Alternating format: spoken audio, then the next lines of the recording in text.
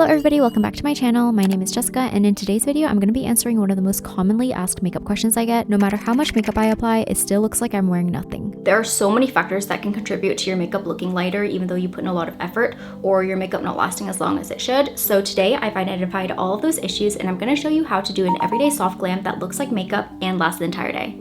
Let's start. But first, let's talk about touch-ups. Obviously, you want your makeup to last as long as possible, but we all need a touch-up after a coffee run or matcha run. So this has been my go-to hack for touch-ups on the go lately.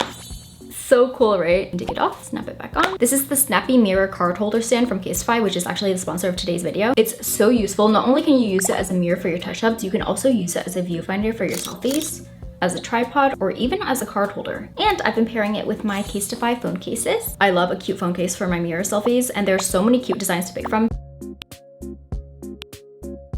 You can support your favorite artists by picking from the artist prints, so here are some that I got recently.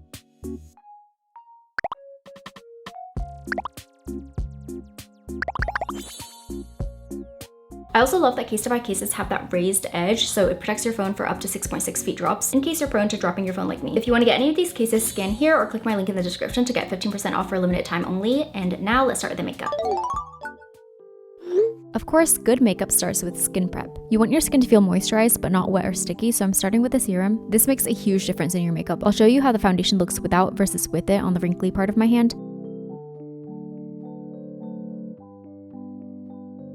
You see how after it creases, the foundation on the side with serum still fills in the fine lines and overall just looks smoother? That's what the serum does. It helps your makeup apply smoothly, so it's a very important step. If you find that your makeup is pilling or separating after skin prep, it's most likely due to the sunscreen you're using. I usually have this problem when I'm using broad spectrum sunscreens. They usually leave a really strong white cast and have a greasy or dry oil feeling on your skin, which does not sit well under makeup. Instead, I would recommend using dewy sunscreens, which are usually the Korean ones ranked on the PA system. These work really well under makeup. It does not leave a white cast and it doesn't feel sticky after either. You'll mainly see the difference after I apply the foundation though. For foundation, I'm using the House Labs foundation, which has medium coverage. Here you can see the side where I applied a broad spectrum sunscreen is already starting to separate. If you want your skin to look flawless, it's important to use an actual foundation, not a tinted moisturizer or a sheer dewy CC cream. Apply it thinly and evenly across your entire face before blending everything in with a beauty sponge. Next, I'm using a very full coverage concealer. When you're using a concealer like this to get the full doll-like skin effect, you should use a cushion puff to blend it in. Let me show you what I mean. On the left, I'm blending with a damp sponge, and on the right, I'm blending with a cushion puff. The sponge shears out the coverage a little, which is fine if you want something more natural, but if you struggle with your makeup not showing up well or not having as much coverage as you want, try using a cushion puff. It'll blend everything together without thinning it out. Here's the difference on my face. You see how you can still see the dark circles on the sponge side? A very common makeup complaint is blush and contour disappear too quickly, but the fix is really simple. Just use both a liquid and powder form of each. I'm starting with the liquid blush, blending it out, and then doing the same with my cream contour. This will bring back the color and depth that we lost from applying a super full coverage base back to the face.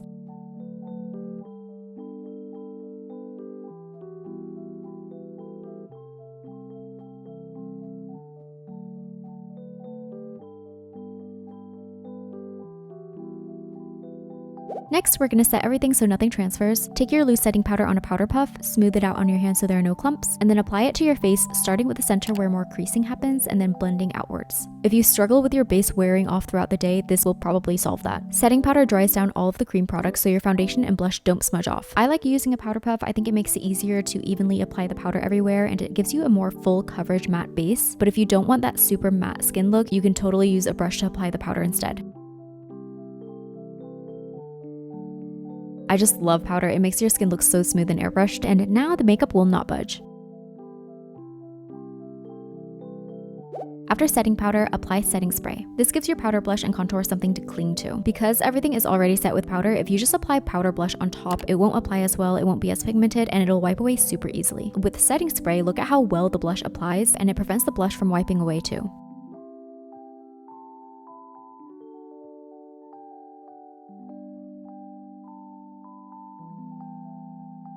Next, I'm going to contour my nose. You want to use a small brush for this. If the brush is too big, the contour will be too diffused and it won't show up. So make your precise lines and then blend everything out. You can clean it up with setting powder if you need to. And then here's what it looks like if I use a bigger brush. Do you see the difference?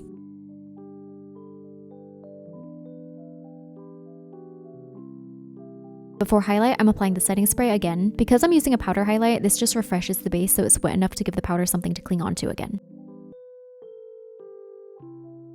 Moving on to the eyes, I'm starting with a cream eyeshadow stick and blending that out with my fingers to create some depth.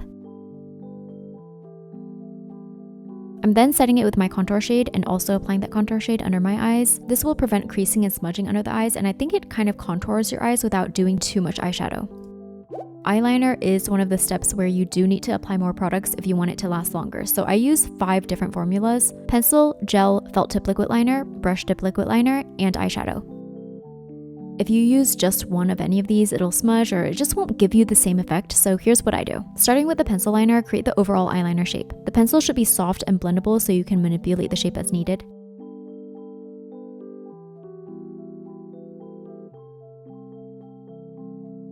Next, use a felt tip liquid liner in the lash line. Felt tip liners are very pigmented, they stamp really easily on the lash line and don't irritate your lashes because you don't need to swipe it back and forth. In the waterline, I use a gel liner. These are the creamier type of eyeliners. They're usually waterproof and may initially be blendable, but they don't move once they set. To create that sharp edge, I use a brush tip liquid liner. Finally, set the eyeliner with eyeshadow so it doesn't move or smudge.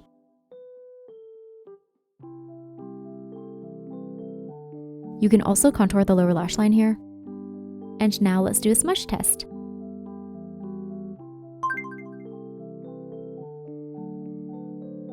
This is optional, but if you have hooded eyes and you want your eyeliner to show up better, you can apply double eyelid tape to lift the end of your eyelid, which will make that liner more visible.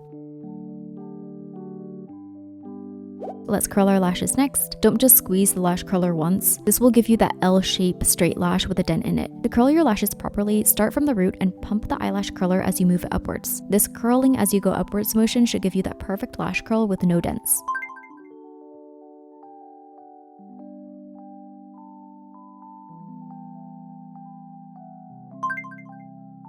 I use 2 different mascaras. On my upper lashes, I use the Clio Kill Lash Superproof Mascara. These are made for thinner lashes, so the formula is more lightweight and holds a curl better. On my lower lashes, I use the L'Oreal Telescopic Mascara. This is a bit heavier, but I like that for the lower lashes because it drags them down a bit, which makes them look longer. You see how with a heavier mascara on top, the lashes look much shorter?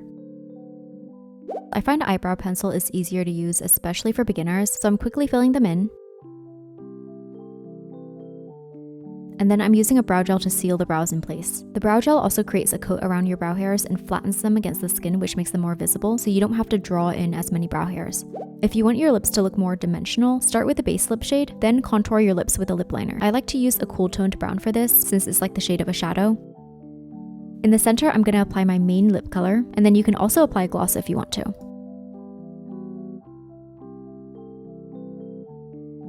This is of course optional, but if you want your makeup to look more like makeup, more is more, right? I've been loving these press-on lashes from Ardell. They come pre-glued, so you just apply them under your natural lashes in sections, and that's it. It's very beginner-friendly. For final touches, I like to go back in with a matte brightening powder and my contour to add extra dimension. It can be hard to see where the shadows are supposed to go before all of the makeup is done, so I like doing this at the very end. Apply your final layer of setting spray, and this is the final look. Thank you so much for watching. If this video was helpful, remember to like, comment, and subscribe. And if you liked me, remember to follow me on all of my social media, which will be linked in the description box down below. And I will see you in my next video. Bye!